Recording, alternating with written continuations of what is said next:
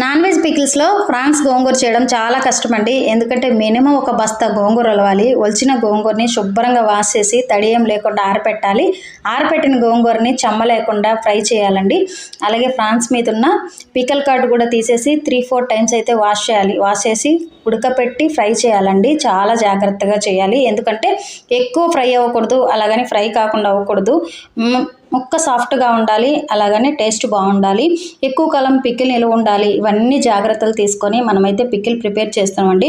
చాలా హైజెనిక్గా చేస్తున్నాము. ఎవరికైనా ఈ ఫ్రాన్స్ పికిల్ గోంగూర తినాలనుకుంటే మన స్క్రీన్ మీద ఉన్న నెంబర్కి వాట్సాప్ చేయండి. మనం సేఫ్గా అయితే డెలివరీ చేస్తాము. అలాగే మన మెనూలో ఇంకా కరివేపాకు కారం, ఇడ్లీ కారం, శనగింజల కారం, నువ్వుల పొడి, అలాగే డ్రై ఫ్రూట్ లడ్డు కూడా యాడ్ చేసామండి. డ్రై ఫ్రూట్ లడ్డు కూడా మంచిగా నెయ్యితో అయితే ప్రిపేర్ చేస్తున్నాము. 7-8 డ్రై ఫ్రూట్స్ అయితే యాడ్ చేసి డ్రై ఫ్రూట్ లడ్డు అయితే ప్రిపేర్ చేస్తున్నామండి. అవి కూడా కావాలంటే స్క్రీన్ మీద ఉన్న వాట్సాప్కి మనకు మెసేజ్ చేశారంటే మనం తప్పకుండా డెలివరీ చేస్తాం. మన నచ్చిందా గోంగూర పికిల్? మీరు కూడా టేస్ట్ చేయాలనుకుంటున్నారా? తప్పకుండా మన వాట్సాప్ నెంబర్కి బుక్ చేసుకొని ఎంజాయ్ చేయండి.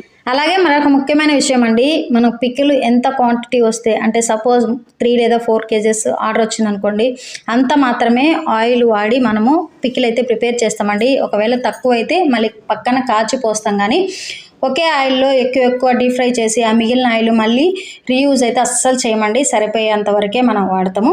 సో ఫ్రెష్గా ఉంటుందండి. ఒకసారి టేస్ట్ చేశారంటే మీకే అర్థమవుతుంది ఇది ఫ్రెష్ ఆయిలా కాదా అని.